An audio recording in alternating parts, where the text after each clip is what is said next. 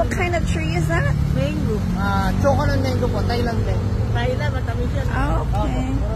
Paano mong alagaan yan? Ano lang po yan, fertilizer lang. Anong method na fertilizer? Yun po, wala, bibili lang din po tayo. Ano alam? Triple 14, complete fertilizer.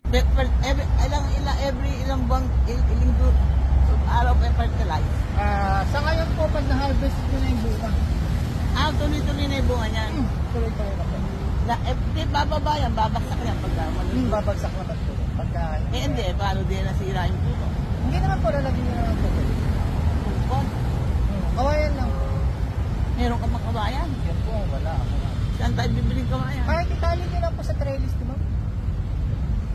Nasa konto kasi ako na iyaano ko. Pero maaarawan naman. Paano yung araw eh? Ayun, yun po. Tapos ang dilig everyday? Everyday po. Pero pag umulan, hindi na po. Dilipat na lang ito sa pas. Kung di ko na ilipat, dyan na lang muna. Tatagal pa naman ho ito ng 2 years eh.